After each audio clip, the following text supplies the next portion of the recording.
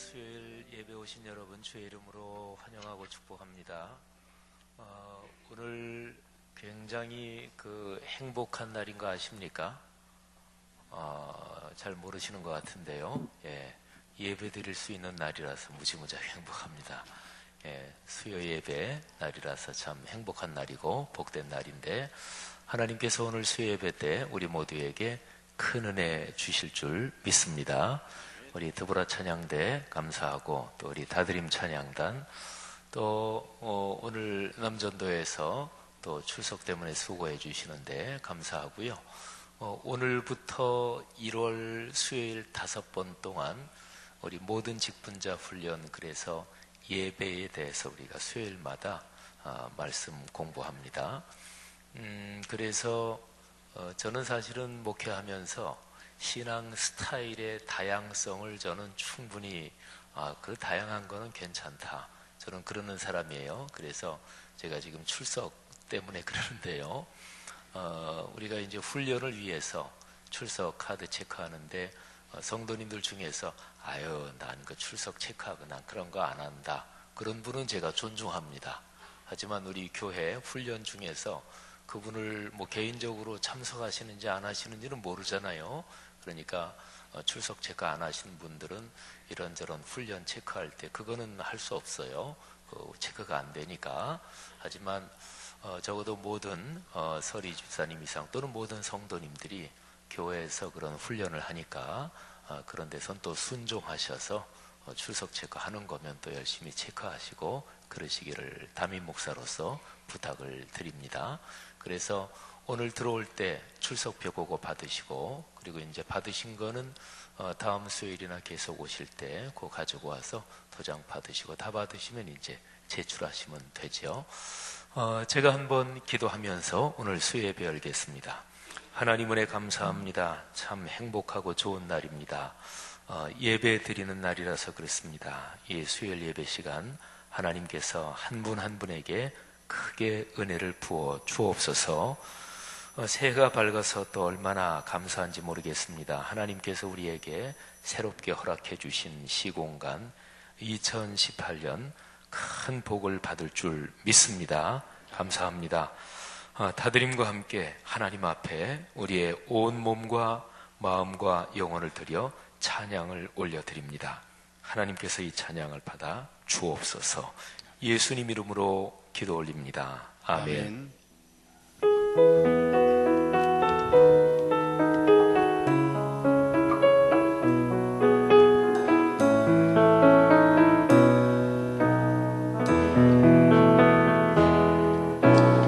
하나님들의 평안이 감사여, 놀랍게 보호 위로 받으며, 나른히 나를 그대들과 사네, 나 그대들과 새해를 여네. 선하님들이 우리 품으시니 우리는 신뢰해 우리 갈 길, 아침 저녁 늘 주님 함께 계셔, 하루씩 믿음으로 살겠네.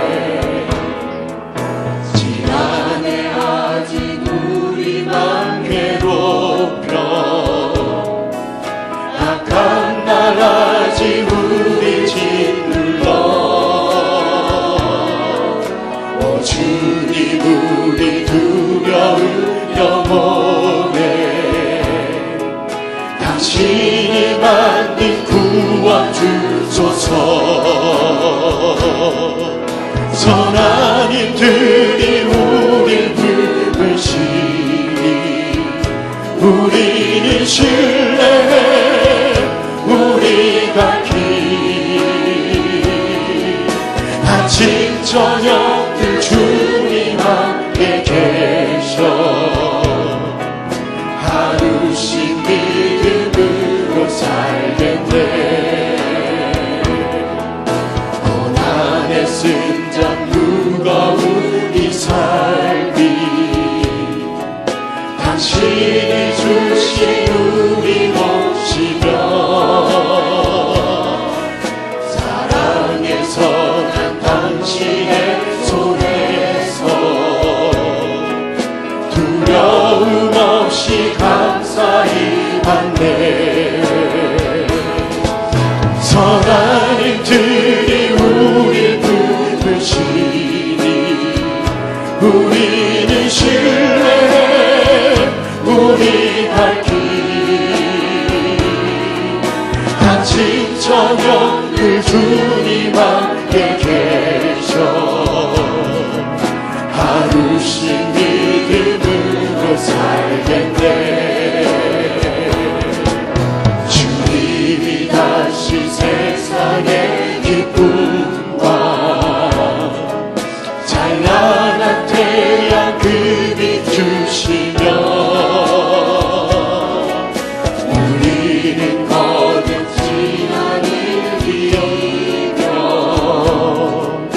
우리는 그때 당신 것에 돼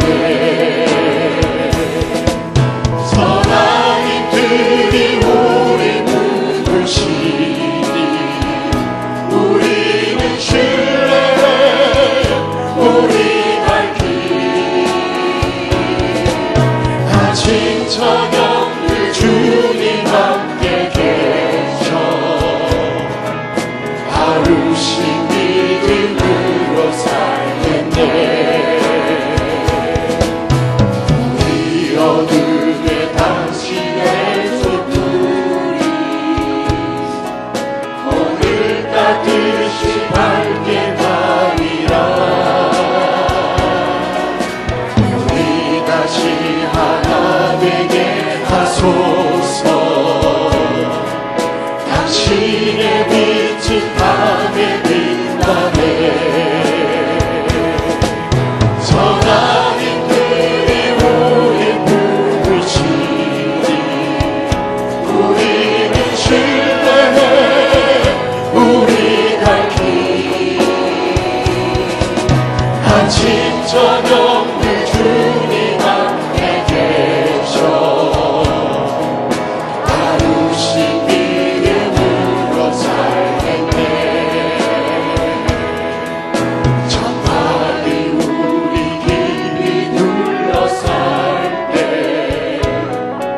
세상 가득한 저 소리 듣자 보이지 않게 세상에 퍼지는 당신 자녀의 찬양 소리를 선하님들이 우리 부르시니 우리는 신뢰해 우리 갈 길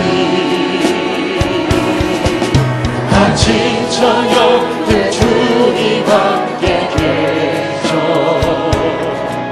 하루씩 믿음으로 살겠네. 선하님들이 우리 부르시니 선하님들이 우리 부르시니 우리는 신뢰해 우리 갈 길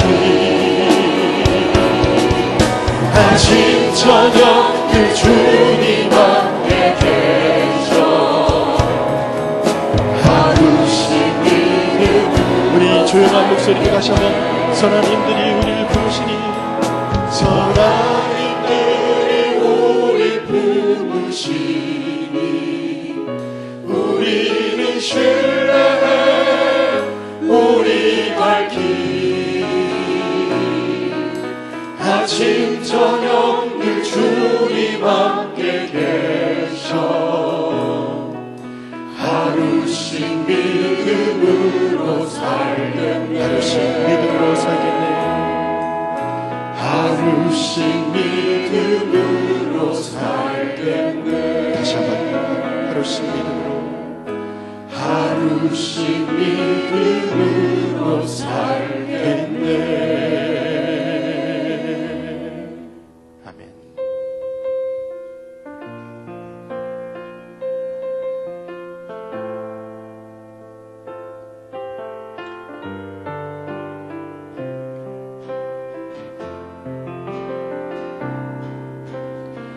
완전하신 나의 주 의의 길로 날 인도하소서. 행하신 모든 일 주님의 영광 다 경배. 우리 다시 한번 완전하신 나의 주 찬양합니다. 완전하신 나의 주 의의 길로 날 인도하소서. 행하신 모든 일 주님의 영광 다 경배합니다. 예배합니다. 예배합니다. 찬양합니다. 주님만 날 다스리소서. 예배합니다. 찬양합니다. 주님 홀로 높이. 우리 완전하신 나의 주님을 다시 한번 찬양합니다. 완전하신 나의 주 그의 길로 날 인도하소서. 행하신 모든 일 주님의 영광 다 경배하. 우리 마음과 예배합니다. 예배합니다. 찬양합니다. 주님만 날 다스리소서. 예배합니다. 찬양합니다. 주님 홀로 높이. 우리의 손을 높이 들고 예배합니다. 예배합니다. 찬양합니다. 찬양합니다. 주님만 날 다스리소서. 예배합니다. 찬양합니다. 주님 홀로 높이. 우리의 목소리로 예배합니다. 예배합니다. 찬양합니다. 주님만 날 다스리소서. 예배합니다. 찬양합니다. 주님 홀로 높이 받으. 우리의 목소리 높여 예배합니다. 예배합니다. 찬양합니다. 찬양합니다. 주님 날 다스리소서. 주님만 날 다스리소서. 예배합니다. 찬양합니다. 주님 홀로. 우리 마지막으로 다시 한번 하나님을 온전히 예배합니다. 예배합니다. 찬양합니다. 찬양합니다. 주님 나를 다스려 주시옵소서. 주님만 날 다스리소. 우리의 마음이 예배합니다. 우리의 모든 삶의 예배를 찬양합니다. 주님 홀로 높이 받으소서. 주님 홀로 높이 받으소서. 아멘. 우리가 새로운 한 해를 열면서 오늘 목사님의 그 말씀처럼 예배하러 나온 것이 참으로 행복합니다. 하나님 우리에게 오늘도 말씀을 허락하시고 또 생명의 귀한 것을 주시기 위해서 우리를 이 자리에 불러주신 것을 믿습니다. 목사님을 통해서 예배에 대한 것, 우리가 직분자 훈련을 통해서 귀한 말씀을 듣게 하시고 깨닫게 하시고 참된 예배자로 주님 앞에 설 수 있도록 인도하여 주시옵소서. 아버지 하나님, 오늘 예배를 위해서 섬기는 모든 팀들을 축복하시고 아버지 하나님 그 손길들 위에 함께 하실 줄로 믿습니다. 아버지 하나님께서 우리 모두에게 동일한 은혜를 허락하신 것을 믿으며 이 시간 합심해서 하나님께 간구하며 나아갑니다. 하나님 감사합니다. 오늘 우리의 예배를 받아주시옵소서. 예배자로 우리를 부르셨사오니 하나님 아버지 예배하는 가운데 주님 우리가 은혜를 받게 하시고 특별히 목사님을 통해서 하나님 예배에 대한 것을 우리가 온전히 깨닫는 시간이 될 수 있도록 하여 주시옵소서.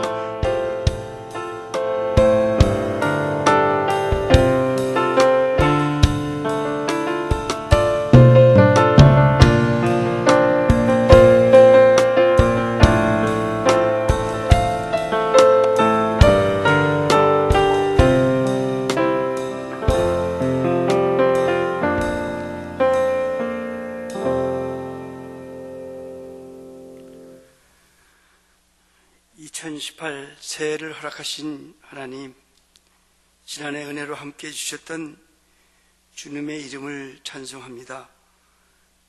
지난 1년 동안도 우리의 목자가 되셔서 고난 중에는 피난처로, 환난 중에는 돕는 은혜로 함께하여 주심에 감사를 드립니다. 그러나 우리들 신앙을 돌이켜보면 거의 습관처럼 주일을 구별하여 모였음을 회개합니다. 형식적이며 종교적인 습관만 남은 우리들의 죄를 회개하오니 여호와의 자비하심으로 용서하옵소서. 은혜의 하나님, 하늘의 은총이 가득한 새해를 맞게 하심에 감사를 드립니다. 2018년에 우리 말씀삼 공동체 성락교회 성도들이 가슴에 끌어안고 갈 말씀, 하나님은 영이시니 예배하는 자가 영과 진리로 예배할지니라는 주님의 말씀 따라 새로운 믿음을 갖고 하나님의 은혜를 바라보게 하옵소서. 믿음이 주는 비전을 꿈꾸게 하시며 하늘나라 기업에 대한 소망을 품어 우리들의 삶이 더욱 생명력이 있고 복되게 하옵소서. 특별히 오늘부터 5회에 걸쳐 직분자 훈련이 진행됩니다. 모든 성도님들 참여해서 교회의 중심인 예배에 대해 다시 한번 훈련케 하시고 이번 훈련을 통해 이 예배당이 하나님께 돌려드리는 감사와 영광과 존귀의 찬양이 끊이지 않게 하옵소서. 여호와로 말미암아 즐거워하며 구원의 하나님으로 인해 기뻐하게 하옵소서. 주님의 선한 뜻에 순종하며 나아가게 하옵소서. 뜻대로 되지 않는다고 주님 앞에 투정 부리며 세상 풍조를 따라가지 않게 하시고 오직 주님 말씀에만 순종하며 나아가는 우리 공동체 되도록 은혜 내려 주시옵소서. 축복의 하나님, 새해에도 우리 온세계 선교 말씀삼 공동체 우리 성락교회가 계속해서 부흥 성장하는 교회로 축복하옵소서. 말씀의 근거한 교회 되게 하시며 하나님 나라의 정의에 합당한 교회로, 그리고 하나님 나라 확장에 우리 모두가 하나로 힘을 모으는 교회 되게 하옵소서. 교회의 각종 위원회와 기관 사역을 기뻐 받으시고 그곳에서 봉사하고 헌신하는 손길들과 발걸음을 축복하옵소서.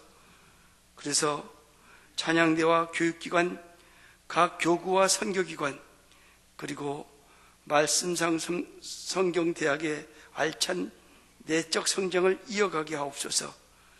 그 사역 속에서 함께하는 모두가 기쁨과 찬양이 넘치는 경험을 하게 하시고 그 경험이 간증이 되어 더욱더 많은 사람들이 성락교회를 터전으로 지역사회와 원세계로 그 기쁨을 전파하는 사역에 앞장서게 하옵소서. 영광의 하나님, 하늘 백성에게 은혜를 주시려고 목사님 단에 세우셨음에 감사를 드립니다. 강단에서 흘러나오는 하나님의 말씀을 사모하는 심정으로 경청하게 하시고 하나님께 올려드리는 찬양이 은혜를 더하게 하옵소서.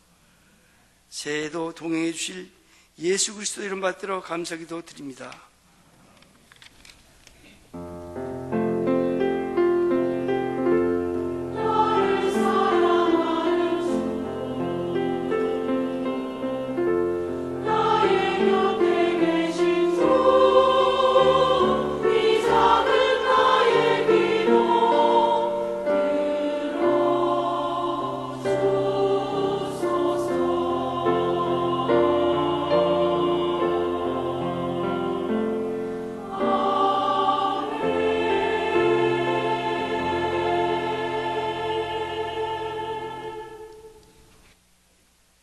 찬송가 부르기 시간입니다. 오늘은 204장 주의 말씀 듣고서 같이 부르도록 하겠습니다. 이 찬송은 프레드릭 밀러 선교사님, 우리식 이름으로는 밀로아 선교사님이 우리말로 지은 찬송입니다. 밀로아 선교사님은 최초의 장로교 감리교 합동 찬송가로 1908년에 발행된 찬송가의 편집자이십니다. 그래서 우리 찬송가 발전에 큰 공헌을 하신 분입니다. 필립 블리스가 지은 내가 주를 믿으리라는 곡에 새롭게 가사를 붙여서 지은 찬송이 바로 오늘 찬송입니다. 원래 찬송인 내가 주를 믿으니보다 새롭게 우리말로 가사를 지어서 만든 주의 말씀 듣고서를 성도들이 더 많이 부르다 보니까 지금 현재는 이 찬송가만이 우리 찬송가에 남아있게 되었습니다. 주제가 반석 위에 집을 짓는 것 같다.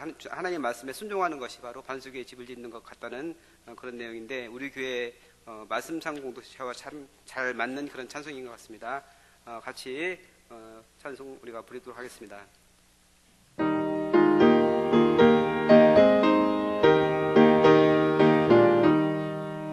주의 말씀 듣고서 순례하는 자는 반석 위에 터잡고 집을 지음 같다. 비가 오고 물 나며 바람 부딪혀도 반석 위에 세운 집 무너지지 않네. 잘 짓고 잘 지세 우리 집 잘 지세 만세 반석 위에 놓아 우리 집 잘 지세 주의 말씀 듣고도 행치 않는 자는 모래 위에 터닫고 집을 지음 같다. 비가 오고 물 나며 바람 부딪힐 때 모래 위에 세운 집 크게 무너지네. 잘 짓고 잘 지세 우리 집 잘 지세 만세 반석 위에다 우리 집 잘 지세 세상 모든 사람들 집을 짓는 자리 반석 위가 아니면 모래 위에 짓네.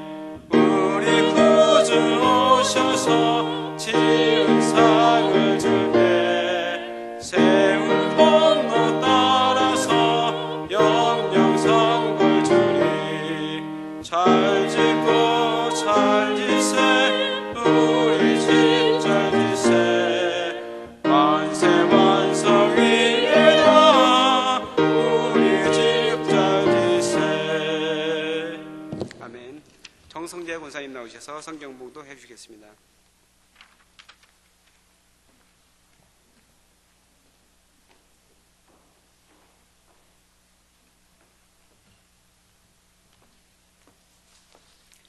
오늘 우리에게 주시는 말씀은 창세기 1장 26절부터 2장 3절 말씀입니다. 하나님이 이르시되 우리의 형상을 따라 우리의 모양대로 우리가 사람을 만들고 그들로 바다의 물고기와 하늘의 새와 가축과 온 땅과 땅에 기는 모든 것을 다스리게 하자 하시고 하나님이 자기 형상 곧 하나님의 형상대로 사람을 창조하시되 남자와 여자를 창조하시고 하나님이 그들에게 복을 주시며 하나님이 그들에게 이르시되 생육하고 번성하여 땅에 충만하라. 땅을 정복하라. 바다의 물고기와 하늘의 새와 땅에 움직이는 모든 생물을 다스리라 하시리라. 하나님이 이르시되 내가 온 지면에 씨 맺는 모든 채소와 씨 가진 열매 맺는 모든 나무를 너희에게 주노니 너희의 먹을거리가 되리라. 또 땅의 모든 짐승과 하늘의 모든 새와 생명이 있어 땅에 기는 모든 것에게는 내가 모든 푸른 풀을 먹을 거리로 주노라 하시니 그대로 되리라. 하나님이 지으신 그 모든 것을 보시니 보시기에 심히 좋았더라. 저녁이 되고 아침이 되니 이는 여섯째 날이니라. 천지와 만물이 다 이루어지니라. 하나님이 그가 하시던 일을 일곱째 날에 마치시니 그가 하시던 모든 일을 그치고 일곱째 날에 안식하시니라. 하나님이 그 일곱째 날을 복되게 하사 거룩하게 하셨으니 이는 하나님이 그 창조하시며 만드시던 모든 일을 마치시고 그날에 안식하셨음이니라. 아멘.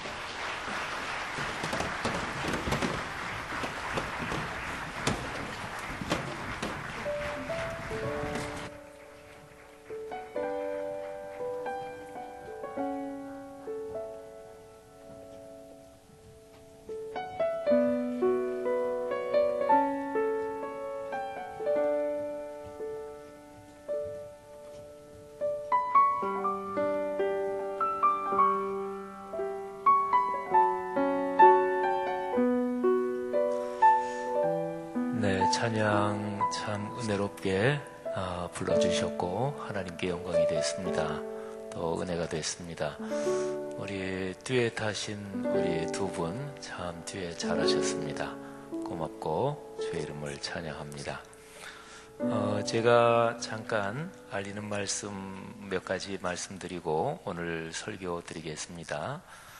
먼저 오늘 소천하신 분인데 7교구 조현미 집사님 친정아버님께서 오늘 하나님의 부르심을 받으셨고요. 빈소는 청주 성모병원 장례식장이고 문상을 우리 교회에서 하는데 내일 오전 10시 위로 예배 출발합니다.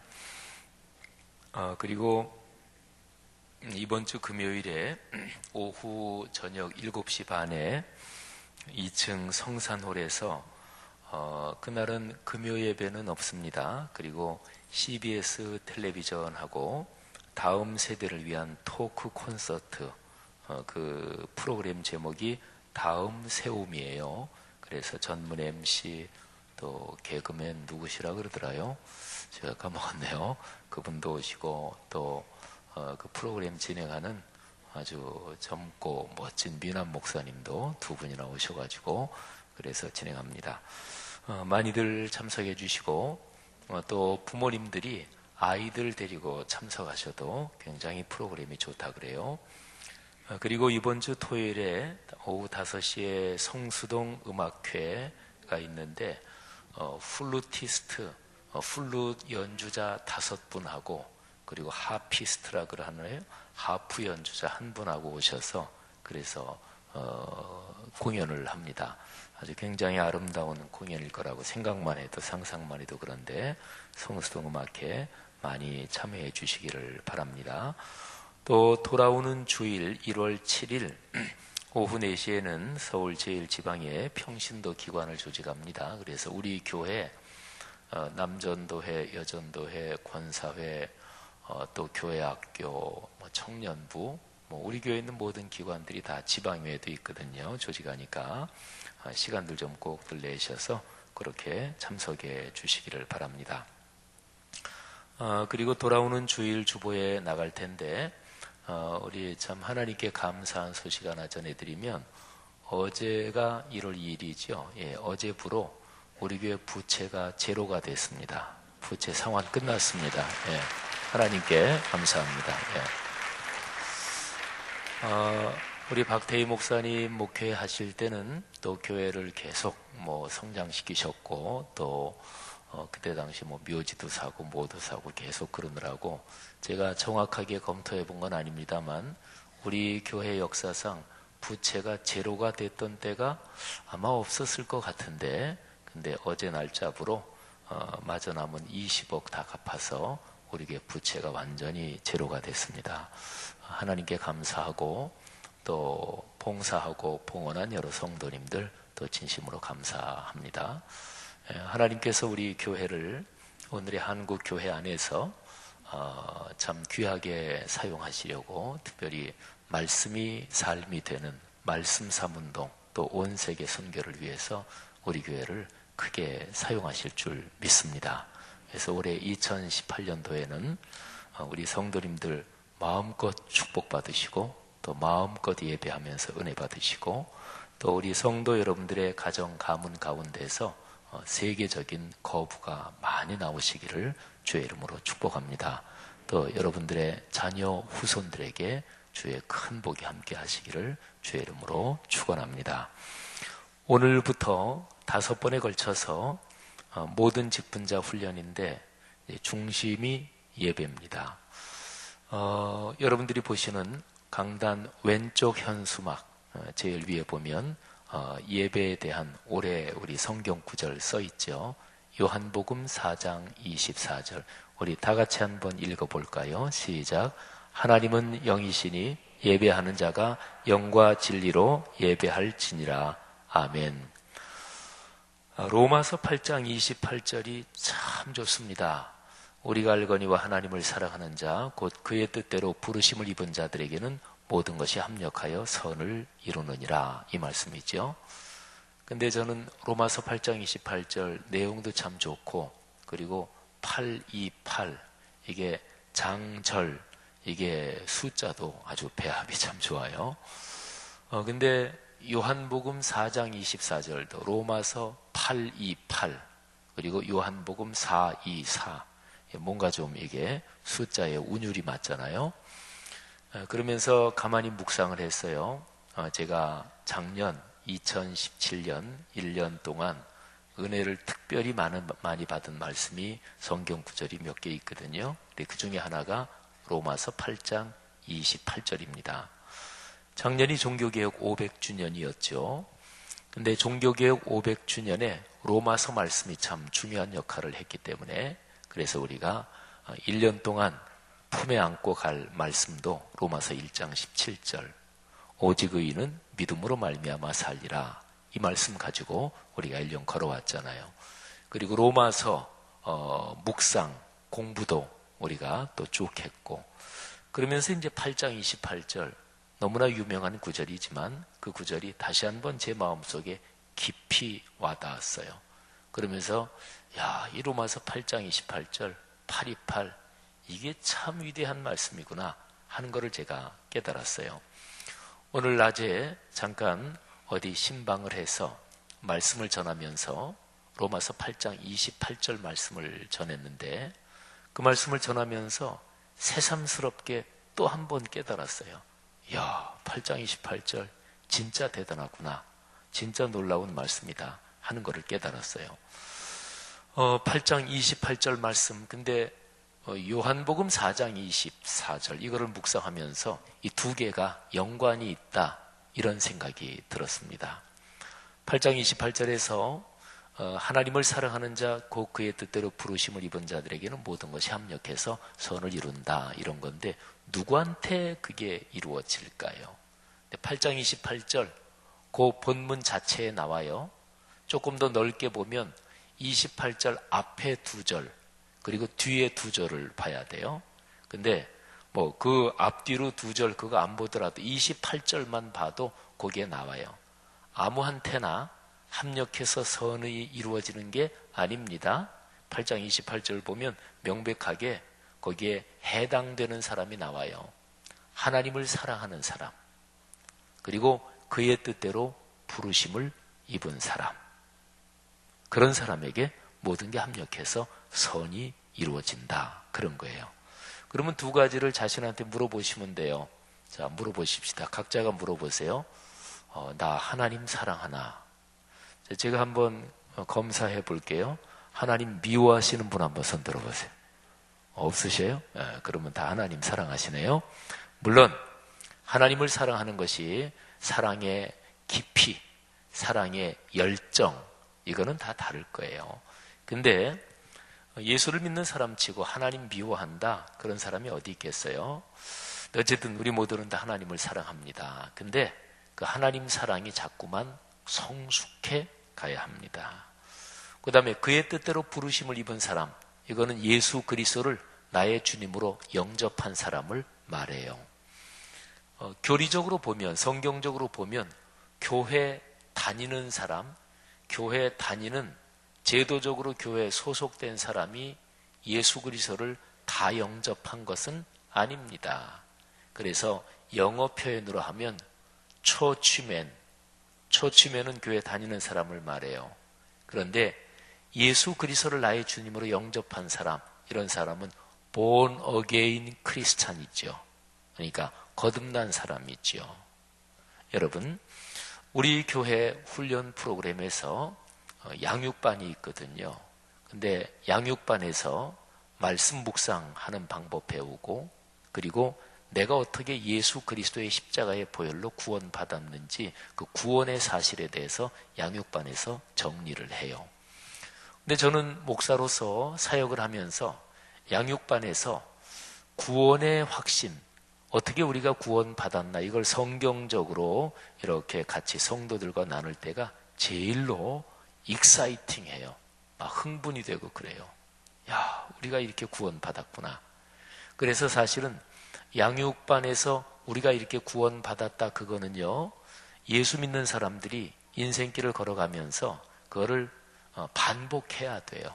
그래서 제가 올해에는 양육반의 가장 그 중요한 그 내용을 어떤 방법으로 우리 교회 전체 성도님들하고 한번 나눌까 그 생각을 지금 하고 있어요.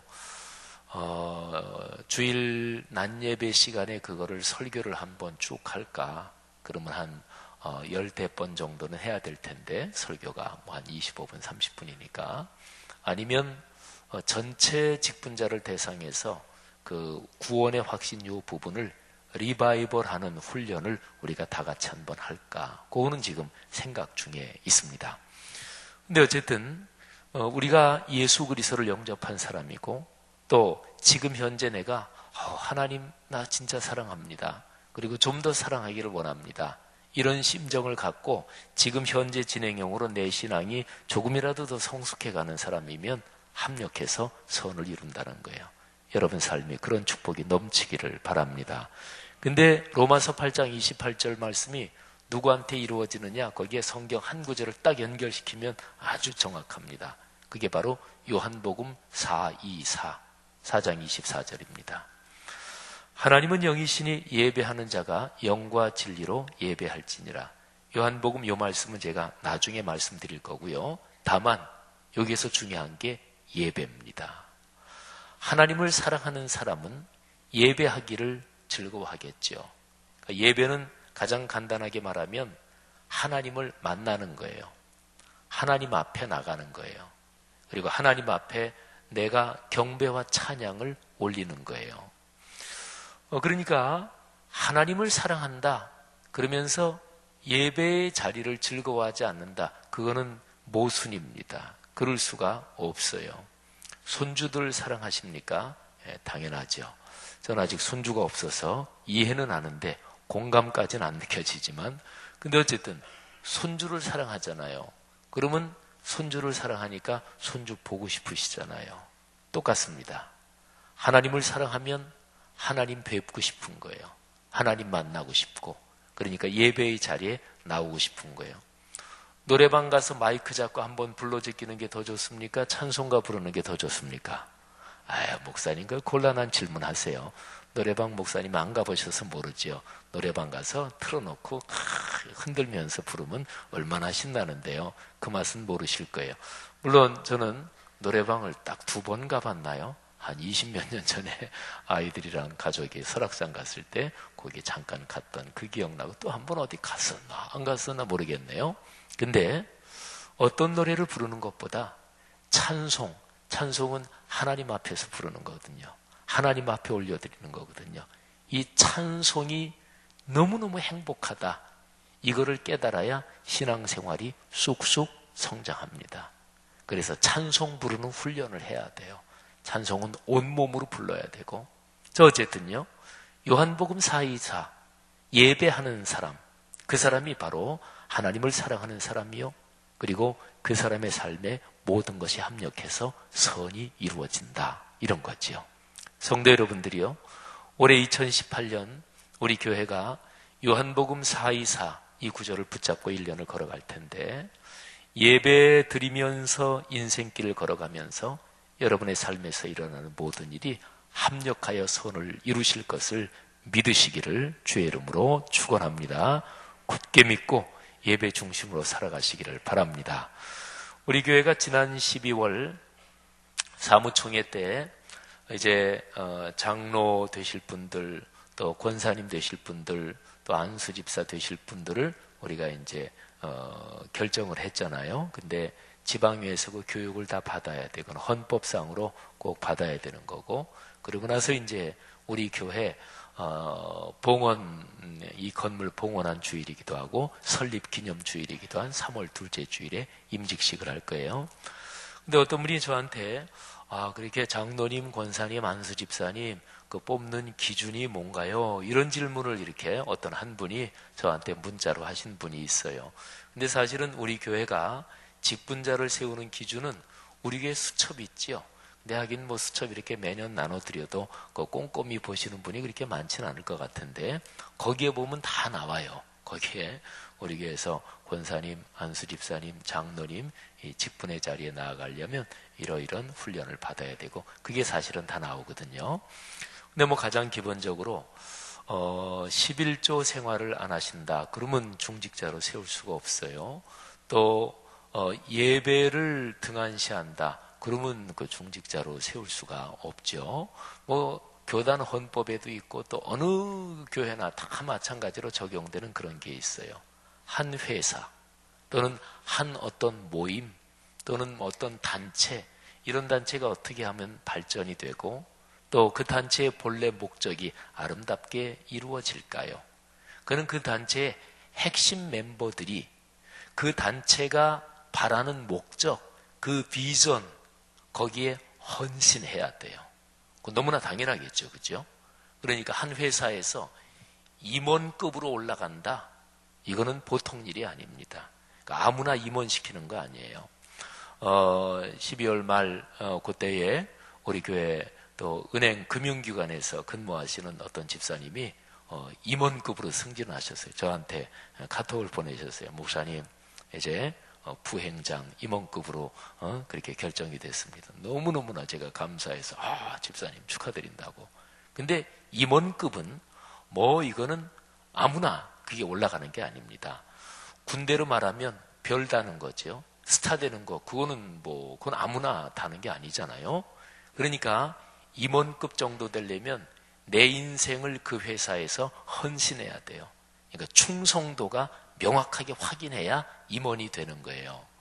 그러니까 어떤 단체든 어떤 회사든 어떤 모임이든 그 모임이나 회사나 단체가 발전하려면 그 모임의 목표가 있잖아요. 가치관이 있잖아요. 그 비전이라 그러죠. 영어로 말하면 비전 스테이트먼트, 비전 선언문. 우리의 비전 선언문이 뭔가요? 하나님 말씀에 거룩한 리더십으로 그리스도인의 삶과 세계를 변화시킨다. 우리 다 같이 한번 해볼까요? 시작. 하나님 말씀에 거룩한 리더십으로 그리스도인의 삶과 세계를 변화시킨다. 아멘. 그러니까 그 단체의 비전 선언문, 그 가치, 핵심 가치에 대해서 내 인생을 던지는 그런 사람들이 중심 멤버가 돼야 돼요. 그러면 생각해 보세요. 예배로 말한다면 우리 교회 장로님, 권사님, 안수 집사님이 되는데 주일 예배를 나왔다 빠졌다 한다? 그러면 안 되죠. 그러면 중직자 세우면 안 되죠. 그러면 교회가 갈수록 약해질 거 아니겠어요? 그리고 중요한 직분자가 되는데 수요 예배는 아예 안 나온다. 1년 52주 가도 그런 사람을 중직자로 세우면 안 되지요. 교회는 모이기를 힘써야 되고 그래서 주일 성수 예배, 이게 예배의 심장입니다. 그리고 주중에 한 번 있는 수요 예배, 이게 예배의 기둥입니다. 그런데 직분자가 1년 52주 가도 수요 예배는 아예 참석을 안 하고 신앙생활 한다. 근데 그런 분을 중직자로 세우면 우리 교회 수요 예배는 점점 약해질 거 아니겠어요? 그러니까 수요 예배를 참석을 아예 안 하는 사람은 그 사람은 직분자로 세우면 수가 없는 거죠. 그 다음에 구역예배, 구역예배를 전혀 참석 안 한다. 그런 분을 장로님, 권사님, 안수집사님을 세우면 안 되는 거죠. 그러면 구역예배가 점점 약해질 거 아니겠어요? 구역예배는 말하자면 몸으로 말하면 세포와 같은 거예요. 공산당에서 세포 조직 이런 얘기 하잖아요. 세포위원장 이런 얘기 하거든요. 5호 담당제 5명을 5가정을 하나로 묶어서 인간 세상의 조직의 원리는 공산주의든 뭐든 다 사실은 비슷한 거예요. 그러니까 어느 조직이 발전되려면 가장 기본적인 말단 조직이라고도 표현할 수 있고 세포 조직이라고도 표현할 수 있고 그게 강력해야 되는 거예요. 그게 최전선이잖아요. 그러니까 교회에서 어떤 면에서 참 중요한 분들이 구역장님들이에요. 구역장님들은 최전선. 우리 군대 말로 하면 저 전방 DMZ에서 근무하는 전방 소대장과 같은 존재들이 바로 구역장 이런 분들이에요. 예수님 시대에 로마 군대로 말하면 백부장들이에요. 백부장이 전투의 실제 단위입니다.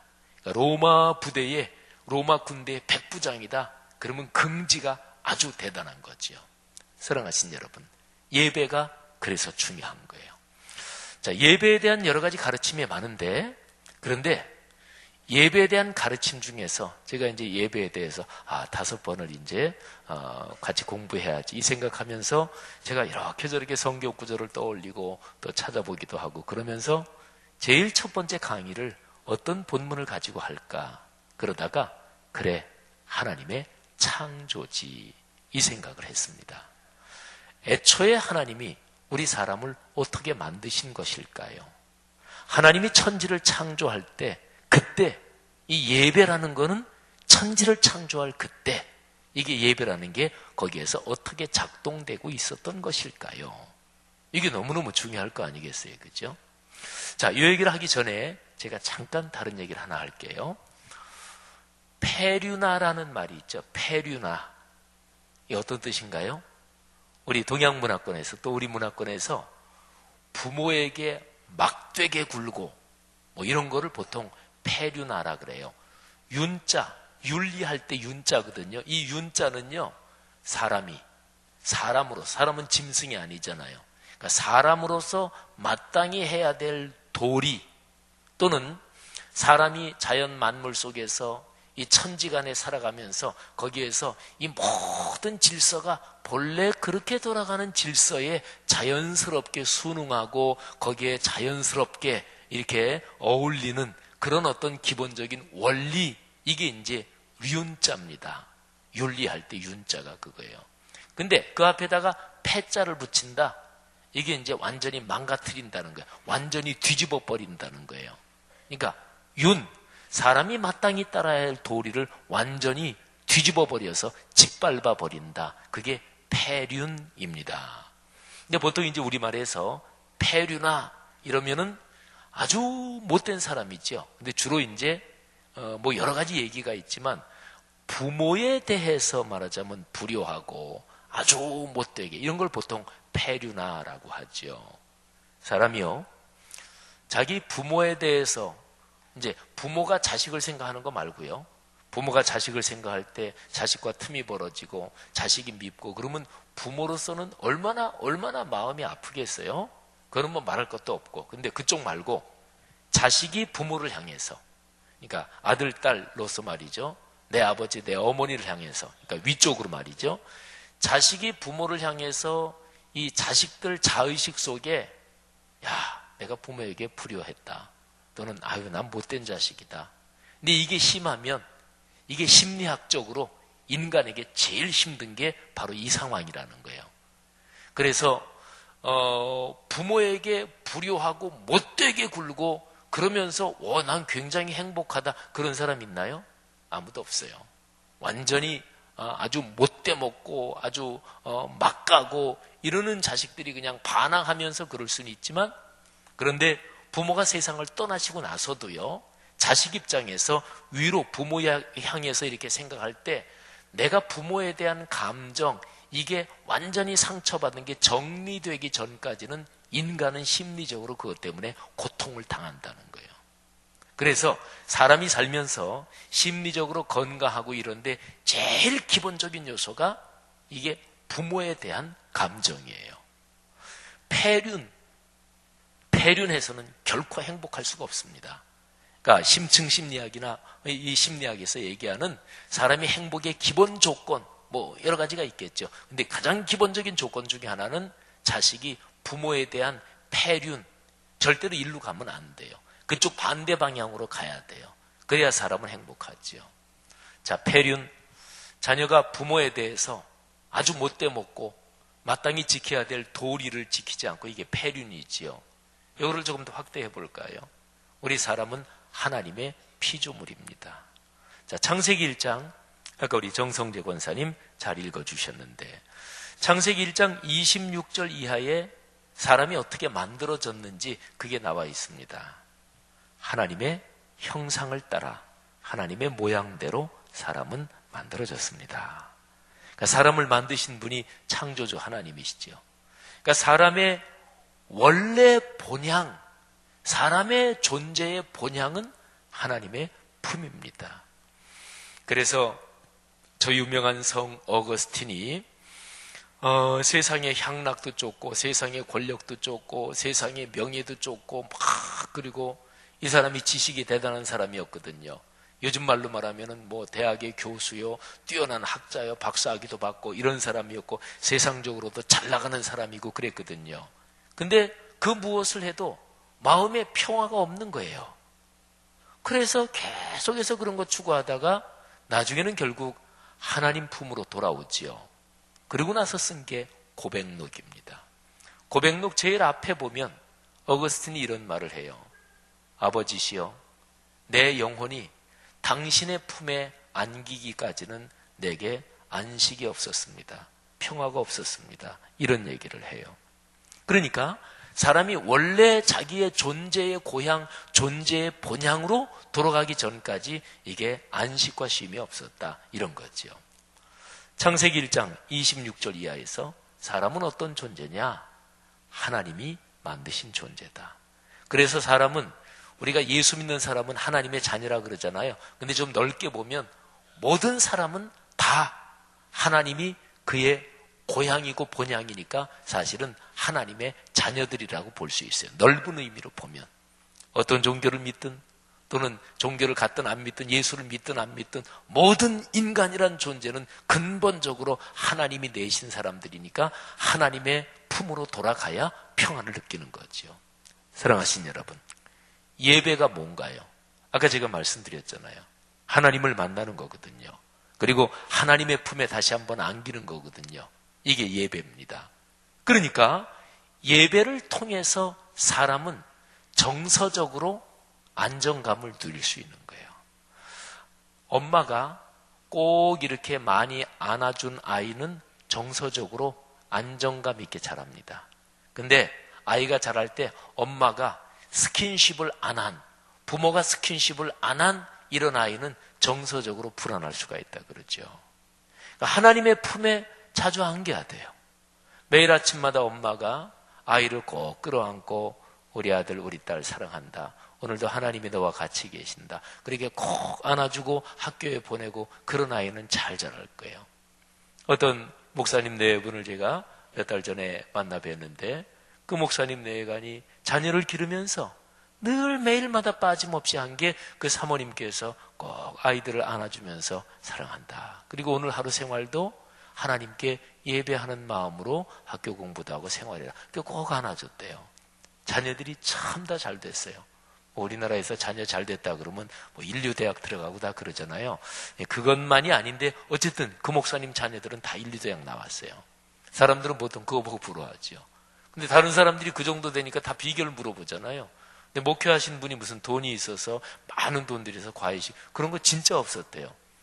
근데 우리나라 수능 시험 같은 거 보고서 1등 하면은 이제 인터뷰하면은 아유 학교 공부에는 아무것도 안 했어요. 근데 실제로 안 그런 사람 많다면서요. 근데 진짜 그 목사님은 그건 뭐 제가 같은 교단 목사님이고 저보다 1년 선배시니까 제가 잘 알죠. 나이는 꽤 많으신데 근데 우리 교단 목사님이시니까 서로가 다 알죠. 근데 진짜로 과외를 안 시킨 분이에요. 애들이 다 인류대학 나왔어요. 근데 그래서 다른 사람들이 비결 물어볼 거 아니겠어요? 그런데 그 목사님 사모님 특별히 이제 엄마가 말이죠. 진짜로 한 거 없이 매일 아침마다 꼭 끌어안아 줬대요. 매일 아침마다. 그러면서 하나님이 널 사랑하신다. 오늘 하루도 예배하는 심정으로 내 삶이 예배가 되기를 바란다. 그런 얘기를 해줬다는 거예요. 사랑하신 여러분, 하나님이 사람을 창조하셨고 사람은 하나님의 피조물입니다. 그리고 모든 사람의 어머니의 품, 아버지의 품은 바로 하나님을 만나는 것입니다. 이게 바로 하나님의 형상과 모양대로 창조됐다는 것이고 이게 바로 다른 피조물하고 다른 점입니다. 그래서 하나님의 형상과 모양을 따라 창조됐다. 그러면 다른 피조물하고는 다르게 사람은 하나님과 좀 특수한 관계에 있잖아요. 그죠? 특별한 관계에 있잖아요. 어떤 사람은 딱 보면 어휴 그 아버지 아들이다. 이게 그냥 딱 보이는 그 부자지간이 있죠. 그 딸 자식도 그렇고. 제가 바로 어제 우리 교단의 어떤 목사님 아버님이 소천하셔서 거기를 이제 잠깐 문상을 갔는데 근데 이렇게 나오다가 저보다 한참 젊은 목사님이신데 그 목사님의 아들이 초등학생인가 그런데 잠깐 누가 여기 목사님 아들이야. 근데 딱 보니까 아버지하고 어쩌면 그렇게 판박이에요. 딱 보니까 알겠어. 어디 내놔도. 여러분, 그 하나님하고 특수관계에 있는 게 바로 사람이에요. 왜? 하나님의 형상과 모양을 따라 창조됐기 때문에. 근데 그 특수관계라는 게 뭘까요? 어디를 보면 표가 날까요? 우리 사람은 이렇게 얼굴 모양 닮은 거 이거 보면 편하잖아요. 근데 특별히 사람이 하나님의 형상과 모양을 따라 창조되는데 뭘 보면 그게 보일까요? 뭐 얼굴 닮았다. 그거는 그건 알 수가 없어요. 하나님은 눈에 보이는 분이 아니시니까. 근데 뭘 보면 알 수 있을까요? 그게 바로 예배입니다. 하나님의 형상과 모양을 따라 창조된 사람이 사람답게 산다는 것은 자기 영혼의 본향인, 자기 영혼의 아버지인 그 아버지를 그리는 거예요. 그래서 예배하기를 즐겨하는 거예요. 그래서 그걸 보면 하나님의 형상과 모양대로 사네 이렇게 되는 거지요. 이게 바로 창세기 1장 26절 이하에 사람이 창조된 그 이야기에서 받을 수 있는 교훈입니다. 사랑하신 여러분, 여러분의 삶이 하나님의 형상과 모양을 따라 창조됐다. 이것이 여러분의 삶에서 예배로 드러나기를 주의 이름으로 축원합니다. 자, 근데 예배, 요거를 예배자로 사람은 창조됐어요. 사람은 본디 예배하는 존재인 거지요. 그러니까 어떤 사람이 사람다운가, 보통 사람됨 이런 얘기 하잖아요. 사람답다, 사람됨, 사람됨됨이가 됐다, 뭐 이런 얘기 하잖아요. 근데 성경적으로 보면 예배 드리기를 즐겨하고 예배를 소중히 여기는 거, 그게 성경적인 가르침으로 사람됨됨이가 됐다. 그게 사람다움이에요. 자, 그런데 그 예배는 구체적으로 말하면 어떻게 될까요? 거기에 이제 그 밑에 1장 마지막에서 2장 초반으로 넘어가면 있는 거예요. 자, 1장 마지막 1장 31절, 우리가 작년에 암송했던 구절이기도 한데요. 한번 다 본문을 보고 한번 읽어볼까요? 1장 31절 시작. 하나님이 지으신 그 모든 것을 보시니 보시기에 심히 좋았더라. 저녁이 되고 아침이 되니 이는 여섯째 날이니라. 아멘. 자, 우리가 다 아는 얘기죠. 하나님은 천지를 며칠 동안 창조하셨다고요? 네, 엿새 동안, 6일 동안 창조하셨어요. 그리고 2장 1절로 넘어가면 천지와 만물이 다 이루어지니라. 이렇게 되어 있죠. 6일 동안 천지를 창조하시고 천지 만물이 다 이루어졌다. 근데 이제 2장으로 넘어가서 2절, 3절이 중요한데요. 어느 정도로 중요하냐면 무지무지하게 중요합니다. 아주 중요합니다. 진짜로 이게 중요합니다.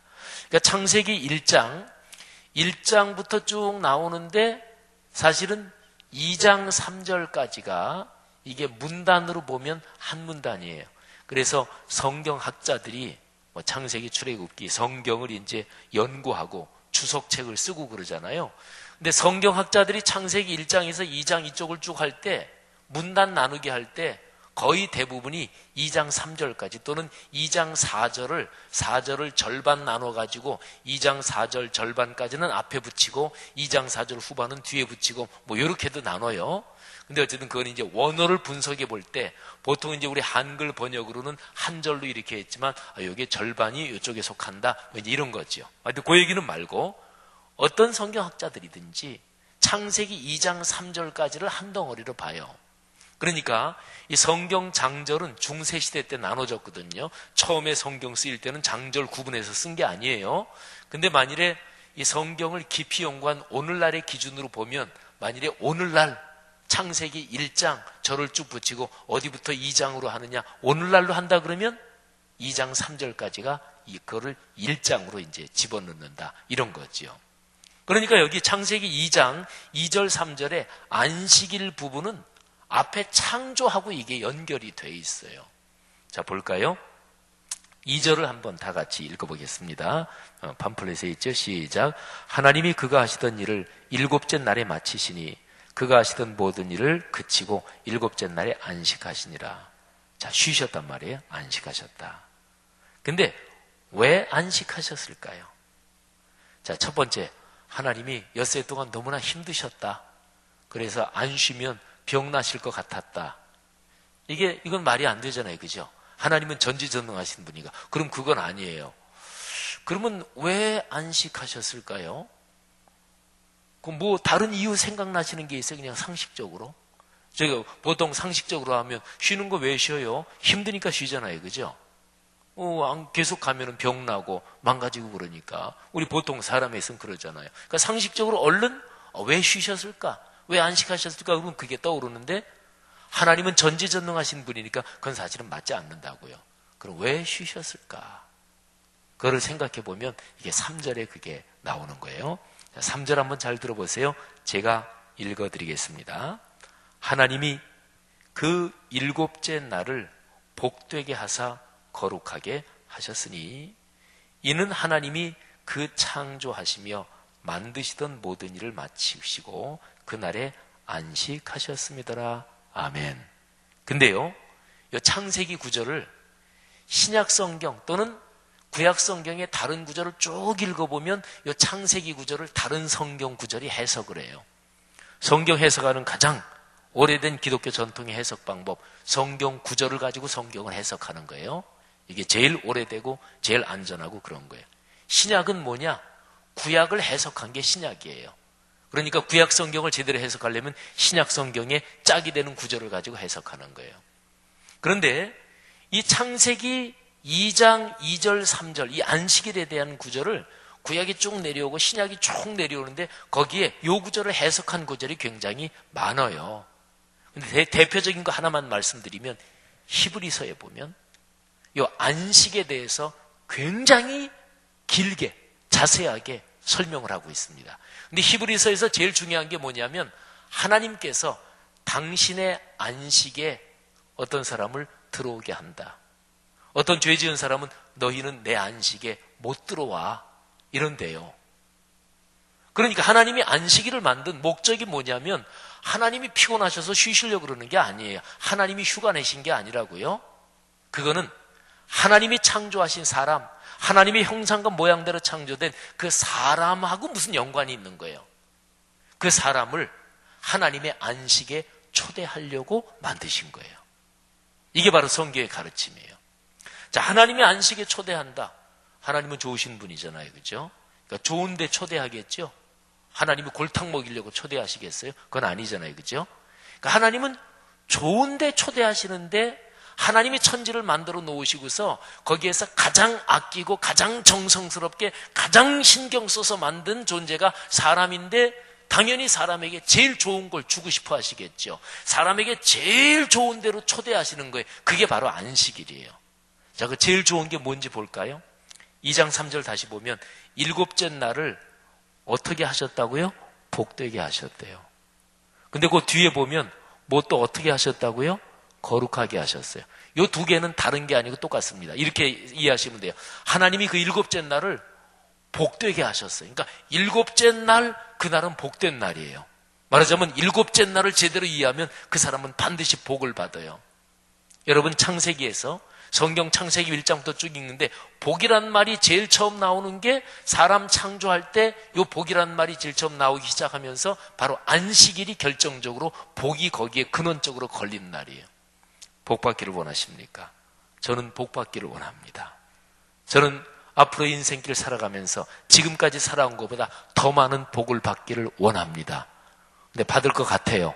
아니 좀 이렇게 여러분에게 제 얘기를 하니까 받을 것 같아요. 그렇지만 저는 마음속으로 저는 복을 받을 것을 믿습니다.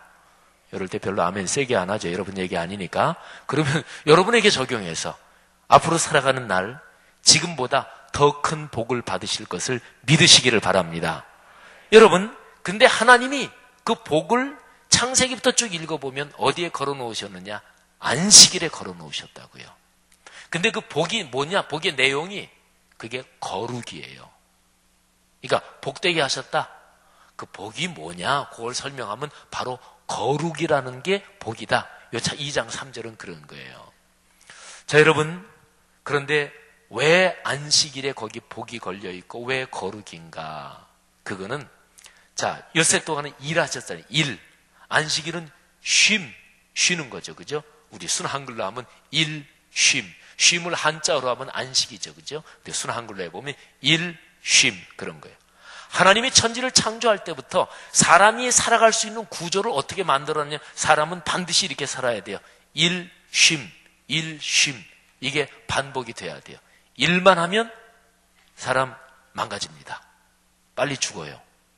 그리고 쉬기만 하면 사람 망가집니다. 빨리 죽습니다.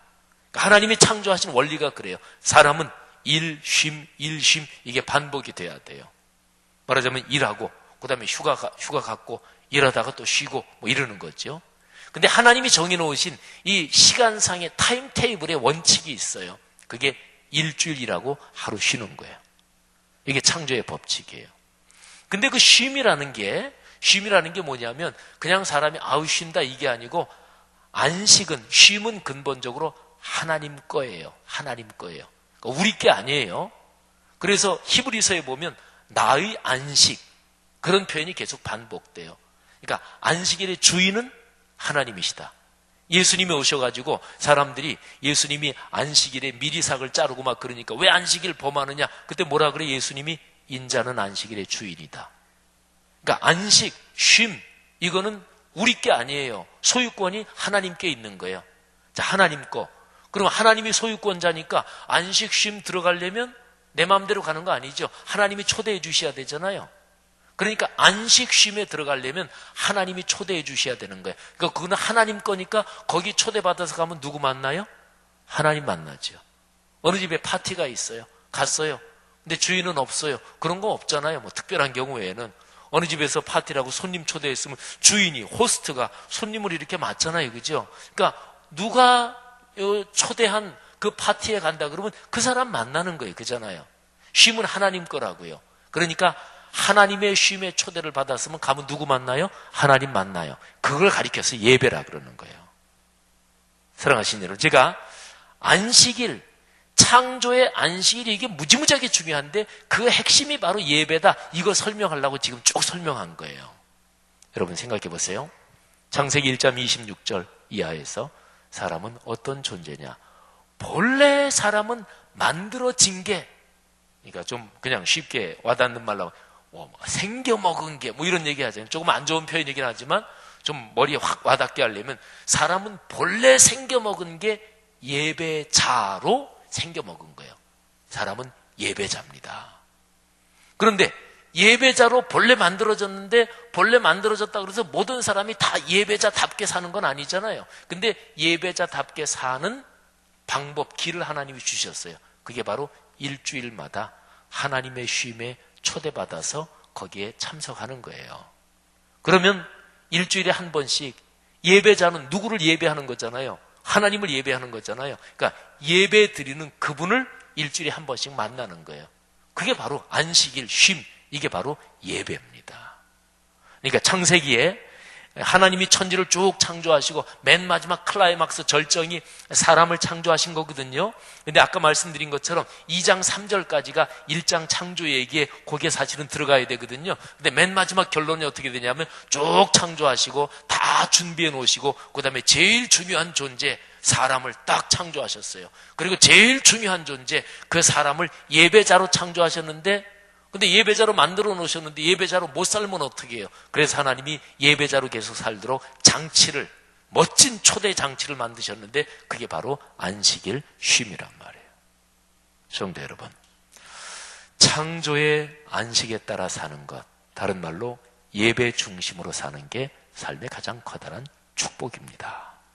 오늘 첫 번째 예배에 대한 공부 준비가 뭐예요? 창조의 목적은 예배입니다. 이게 이제 그래서 그런 거예요. 하나님이 왜 창조하셨어요? 모든 만물을, 사람을 왜 창조하셨어요? 예배를 위해서 창조하신 거예요. 그래서 기독교 전통의 교리문답에서 사람이란 어떤 존재냐?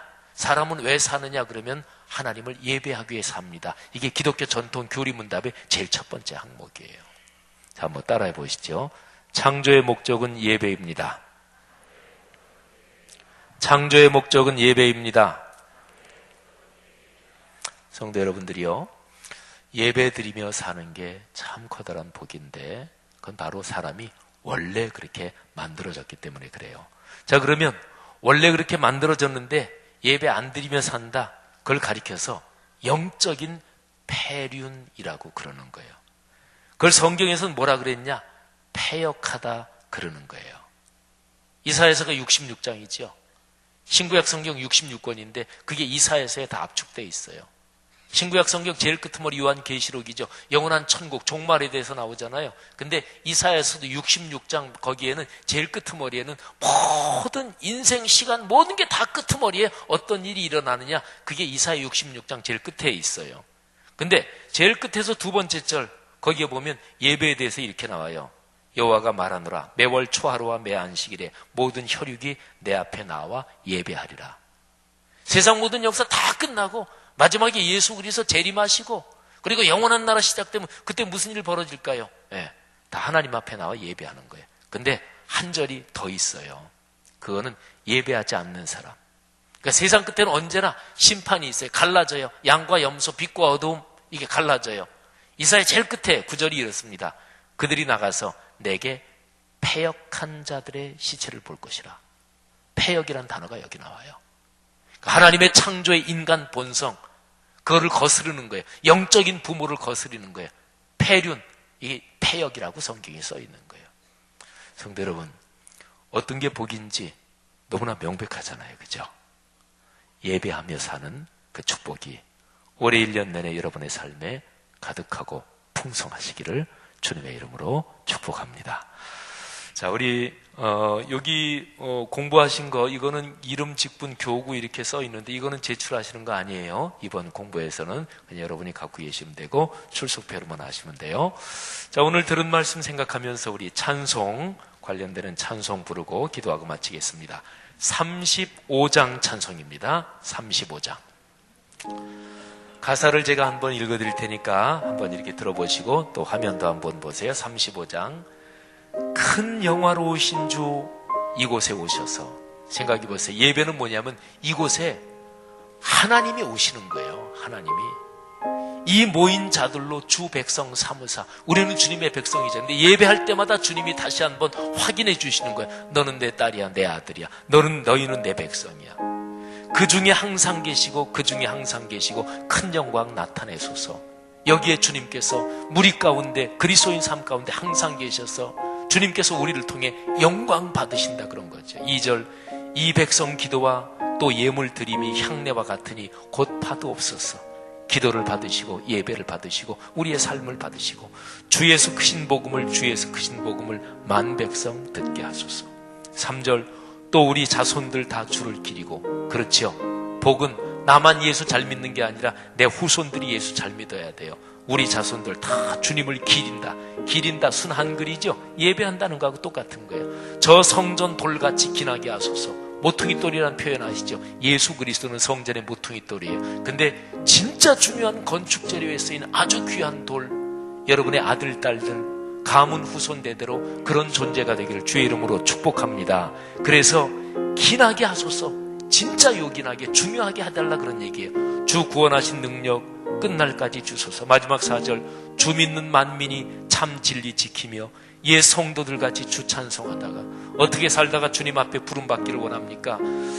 옛 성도들 같이 주님 찬송하다가 저 천국 보좌 앞에서 늘 찬송하게 하소서. 마지막 날 저 영원한 천국 보좌 거기에 들어가서 주님 찬송하게 하소서, 그런 거예요.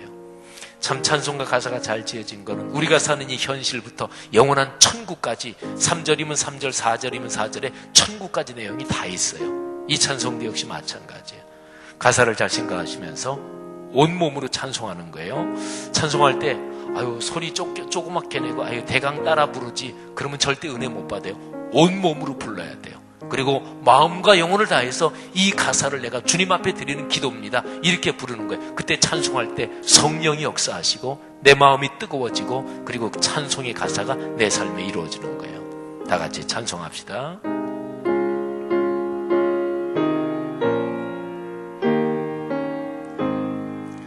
큰 영화로신 주 이곳에 오셔서 이 모인 자들로 주 백성 삼으사 그 중에 항상 계시고 그 중에 항상 계시고 큰 영광 나타내소서. 이 백성 기도와 또 예물 드림이 향내와 같으니 곧 받으옵소서. 주 예수 크신 복음을, 주 예수 크신 복음을 늘 백성 듣게 하소서. 또 우리 자손들 다 주를 기리고 저 성전 돌같이 긴하게 하소서.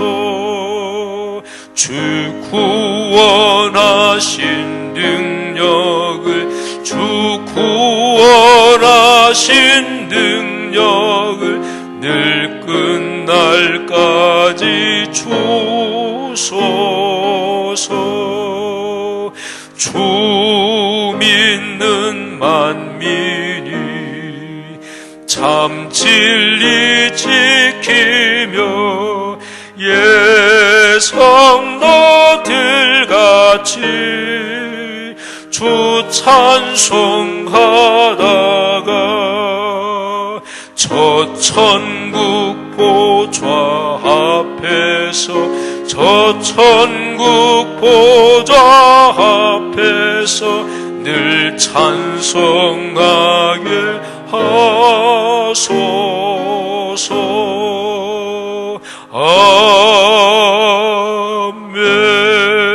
아멘. 기도하십시다.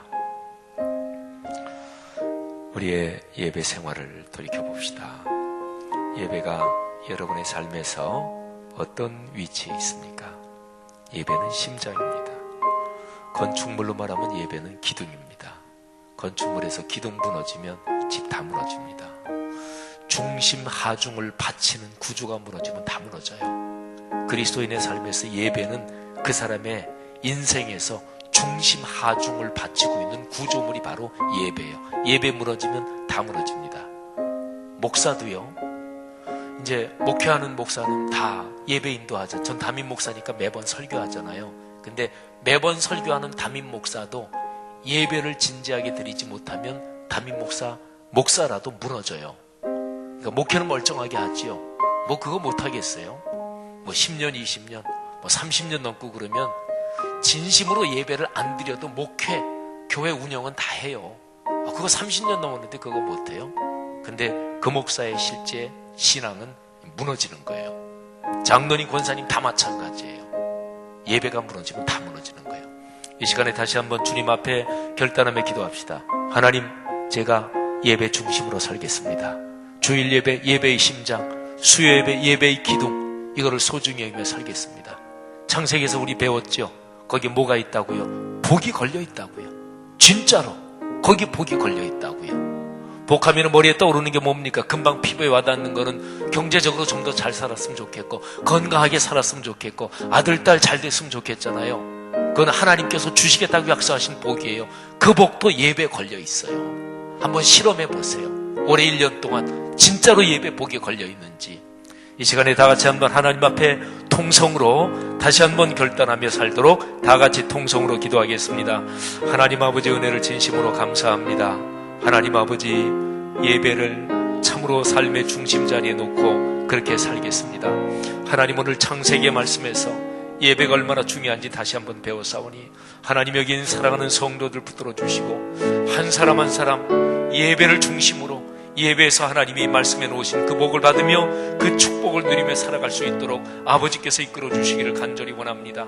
사랑이 많으신 하나님 아버지, 이 시간에 결단하고 기도하는 성도들의 마음을 받으시고 그 마음을 안수하시고 축복해 주시기를 주님이여 간절히 바랍니다. 하나님 아버지, 우리 교회 성도들 한 사람도 빼놓지 말고 하나님께서 걸어놓으신, 하나님께서 거기에 담아놓으신 위대한 복을 누리며 인생길 걸어가도록 아버지께서 복을 내려 주시옵소서. 오 주여 감사합니다. 주님 감사합니다. 축복하옵소서. 우리 잠시 한번 침묵하면서 기도하겠습니다. 피아노는 가능한 대로 가장 작은 소리로 칠 수 있으면 작게 쳐주시고, 잠시 한번 하나님, 내 예배 진짜로 주님 사랑하기를 원합니다. 예배 때마다 주님 만나고 체험하기를 원합니다. 침묵하면서 잠시 각자 기도합니다.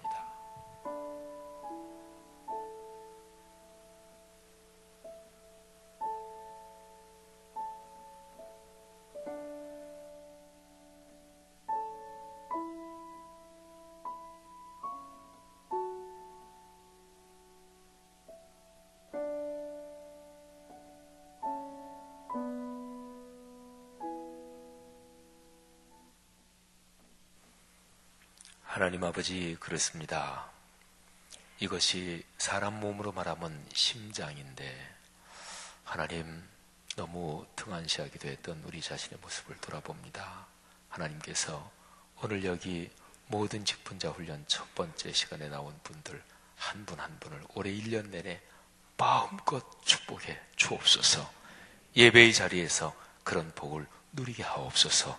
영적으로, 정신적으로, 또 물질적인 경제 활동에서 몸의 건강으로, 자녀 후손들의 사회적인 성취로 하나님 마음껏 축복해 주옵소서. 예배의 자리를 통해서 얼마나 큰 주님의 복이 강물처럼 흐르는지 우리의 모든 성도들 다 체험하게 하시고, 그렇게 인생길 후손 대대로 자손 대대로 걸어 예수님 재림하실 때까지 그렇게 가문이 복받게 하옵소서. 예수님의 은혜와 하늘아버지의 사랑하심과 늘 함께 하시는 성령의 통행하심이 귀한 하나님의 사람들, 가정 가문 대대로, 그리고 이분들을 통해 오늘의 세계 위에 지금부터 영원히 같이 계시기를 축원하옵나이다. 아멘.